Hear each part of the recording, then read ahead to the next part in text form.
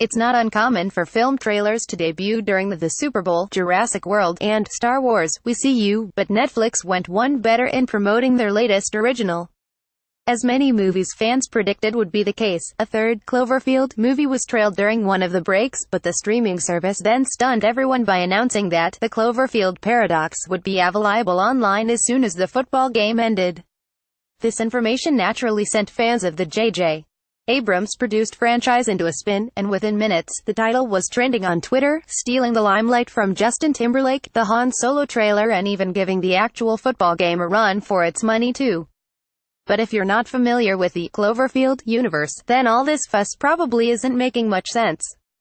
Don't worry, though, we've got you covered. Here's the lowdown on all things Cloverfield. So, what is Cloverfield? Let's start with the easy stuff. The first movie, simply titled Cloverfield, hit cinemas in 2008 and sees 6 New Yorkers had to flee the city as a variety of monsters attack.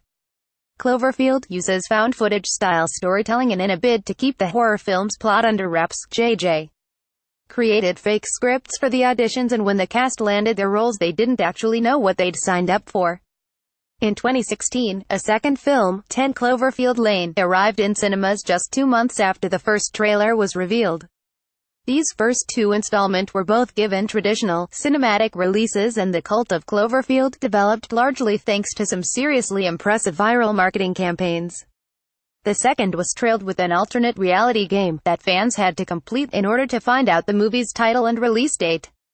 The previous focus on creating detailed campaigns make the decision to Beyoncé this film even more surprising, and perhaps explains why everyone, and please excuse our French, lost their shit when the trailer was revealed midway through the Super Bowl.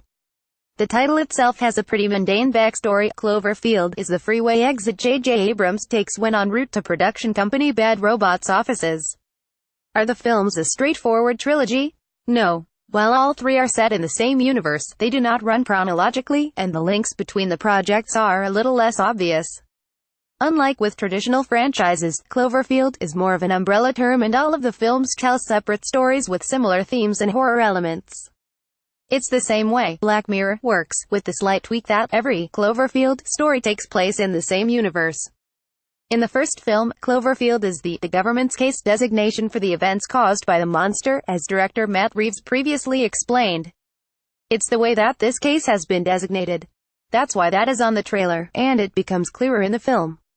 It's how they refer to this phenomenon, or this case. In the second film, things were more obvious, as 10 Cloverfield Lane was the address where the events took place.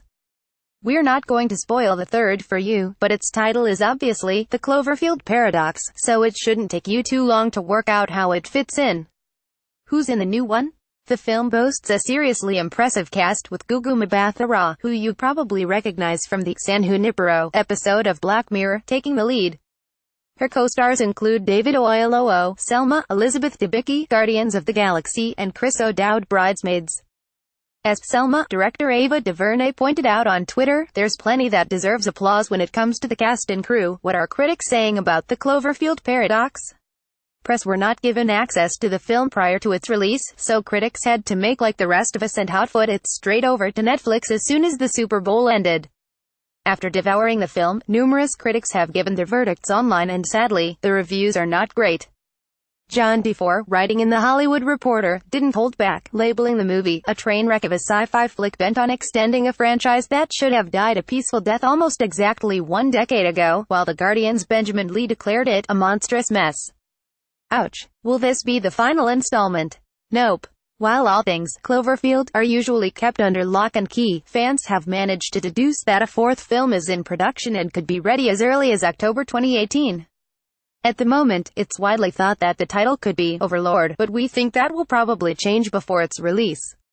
A synopsis of Overlord reads, via Reddit, the story follows 2 paratroopers who are caught behind enemy lines after their plane crashes on a mission to destroy a German radio tower in a small town outside of Normandy during the D-Day invasion. After reaching their target, the 2 paratroopers come to realize that besides fighting off Nazi soldiers, they also must combat against supernatural forces that are a result of a secret experiment. The Cloverfield Paradox is available to stream on Netflix now. Rachel McGrath, entertainment reporter.